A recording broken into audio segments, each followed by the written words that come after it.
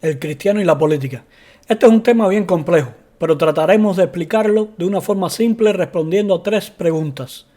Estas preguntas son: ¿puede alguien ser apolítico?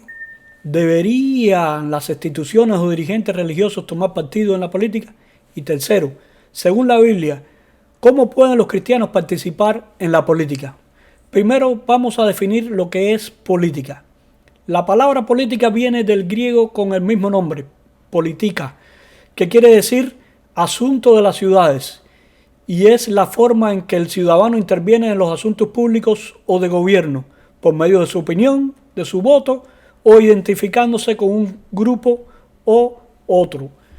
En realidad es difícil que alguien sea apolítico, es decir, que no tenga ninguna opinión sobre la política. Generalmente, si alguien en una dictadura dice que es apolítico o que no se mete en la política, lo que está diciendo es que no está de acuerdo con el gobierno, pero tiene miedo de decirlo. Y en una democracia, quien dice que no le interesa la política, quiere decir que está muy bien con lo que está sucediendo o simplemente no quiere hablar de lo que no le gusta para no crear discordia con otros que piensan diferente. Por supuesto, siempre existen excepciones. Hay gente en la vida que no saben ni dónde están ni cómo viven. Y otros que son simplemente estoicos, que creen que su misión en la tierra es sufrir y por tanto cualquier cosa que pase no les importa. En resumen, la mayoría de las personas tienen una inclinación, opinión o ideología política. Si la gente no tuviera opinión política, el mundo estaría lleno de dictaduras. Bueno, más de las que existen. De hecho, muchas de las que existen hoy son debido a la manipulación de las inclinaciones políticas de las masas. Por otra parte, el surgimiento de la democracia y la prosperidad social se debe a la mayor participación política de los ciudadanos. ¿Qué nos dice la Biblia acerca de la política? Dios no quería que el pueblo de Israel tuviera reyes como las otras naciones. Es decir, que prefería que su pueblo no tuviera esa forma de gobierno por las consabidas injusticias y abusos que llevaba tal tipo de gobierno. Pero el pueblo pidió un rey. Así que por siglos el gobierno de Israel y la religión del pueblo iban de la mano. Cuando el rey se apartaba de Dios, el pueblo también se apartaba de Dios. Y cuando el rey se acercaba a Dios, también el pueblo se acercaba a Dios. Aún en las naciones paganas, algunos creyentes ejercieron cargos públicos, como José en Egipto, Daniel en Babilonia y en Persia, Mardoqueo en Persia.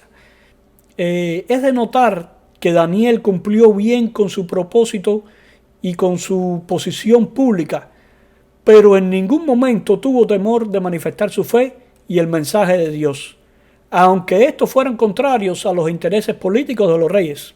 Por ejemplo, en una ocasión Daniel tuvo que leer un escrito que Dios mismo había puesto en la pared para el rey Belsasar y dijo que su reino terminaría en las manos de los persas. Esa expresión era contraria al rey de Belsasar. Sin embargo, Daniel dijo la verdad en ese momento. Su entereza y su buen servicio le permitió servir en cargos públicos tanto en los gobiernos de Babilonia como en el gobierno de los persas.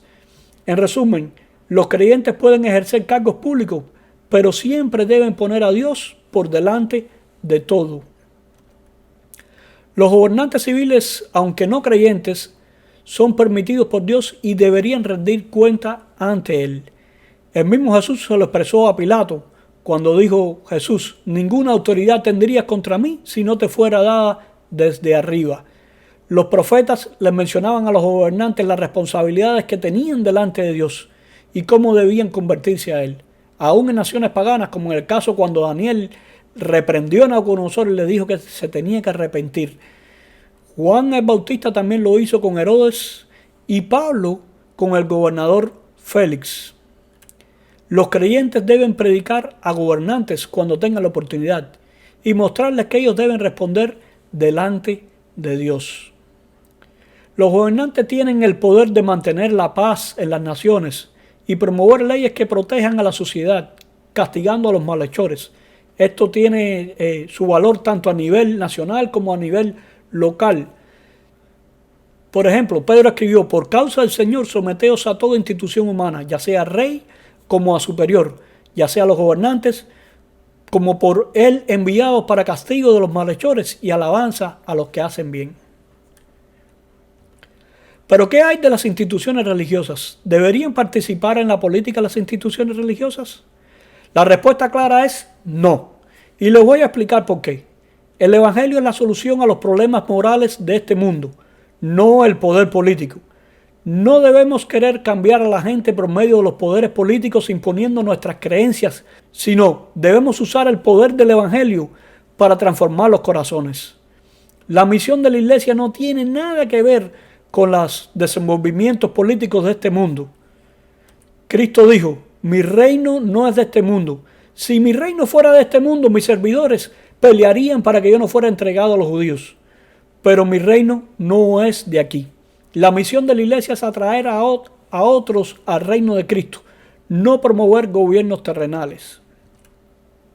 El poder que persigue al pueblo de Dios se presenta en el libro de Apocalipsis como una mujer que simbólicamente se llama Babilonia. Se muestra allí en el capítulo 17 como una ramera que ha fornicado con los reyes de la tierra. Es decir, ha estado en la cama con los políticos. Más claro, ni el agua.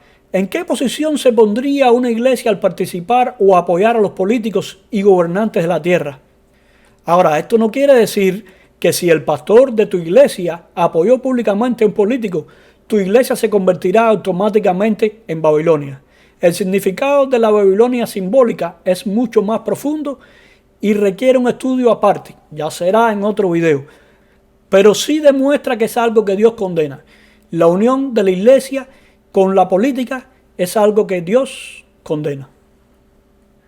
El pastor, el maestro de escuela parroquial o dirigente religioso puede tener su opinión privada como más bien le parezca, pero el hacerlo público o recomendar ciertas posturas políticas está poniendo a la iglesia al servicio de los partidos políticos. A veces se promueven y se respaldan causas por las iglesias sin ni siquiera saber sus orígenes. ¿Será que estamos respaldando a los enemigos de la iglesia sin saberlo? A ideologías ateas, comunistas o aún hasta espiritistas. En vez de querer parecerse más al mundo, ¿no debería mejor la iglesia ser una voz para proteger a los creyentes que sufren persecuciones en diferentes lugares? Entre los discípulos de Cristo, uno era Simón el Celote. Los celotes estaban opuestos al gobierno de Roma. Y otro discípulo era Mateo, que vivía de cobrar impuestos para los romanos. ¿Cómo Cristo pudo tener dos posiciones políticas tan encontradas entre sus discípulos sin que estos se arrancaran la cabeza? Cristo hacía que a ambos los moviera un objetivo y una misión superior, el reino de la gracia. Claro está, al principio los discípulos creían que el reino de Cristo sería terrenal y que desplazaría al imperio romano, pero después de su muerte recordaron sus enseñanzas y se sumieron en la obra de conquistar al mundo con el Evangelio. Definitivamente el imperio romano era cruel e injusto, y el que los judíos estuvieran en su contra se podía entender. Cristo pudiera haber respaldado la causa en contra de la opresión romana, pero cuando los dirigentes judíos le preguntaron a Cristo si era correcto dar impuesto a César, Jesús rebatió la pregunta sabiamente, esquivando la cuestión política, diciendo: dad a César lo que es de César y a Dios lo que es de Dios. Claramente esta era una trampa, que si hubiera respondido sí o no, habría terminado rápido con la verdadera misión de Cristo. Aunque los cristianos de los primeros siglos fueron perseguidos en muchos lugares, si la iglesia hubiera tomado alguna posición política, hubiera desvirtuado su propósito y se hubiera corrompido, tal y como sucedió después al mezclarse con la política. ¿Qué hay de los feligreses? Debemos recordar que los miembros de la iglesia también son testimonios para los demás, que aunque somos ciudadanos de los países aquí en la tierra, también somos ciudadanos de la patria celestial, y nuestro objetivo debe ser atraer a otros a Cristo también, ya sea de una posición política o de otra. Hay que ser muy cuidadoso al hablar de su ideología, claro está, a menos que esté alineada con los principios de la palabra de Dios o sea en defensa de la libertad religiosa. Como dijeron Pedro y los apóstoles, es necesario obedecer a Dios antes que a los hombres. Como hemos dicho, los creyentes pueden tener cargos públicos, pero debe ser un buen testimonio al nombre de Dios. Deben testificar delante de los gobernantes. Deben obedecer las leyes civiles, pero deben obedecer a Dios antes que los hombres. Deben pagar sus impuestos y deben orar por los gobernantes para que mantengan la paz y la seguridad de sus ciudadanos. El creyente también puede ejercer su derecho ciudadano de votar y elegir a quienes crea que sus ideales se acerquen más a los principios cristianos. La política a veces no va acompañada de la lógica, el razonamiento o el análisis profundo, sino de los sentimientos. La gente piensa cómo se siente acerca de alguien sin pensar en los resultados posibles o si la plataforma de esa persona contradice lo que uno cree. Recuerden, uno es cristiano por encima de cualquier sentimiento.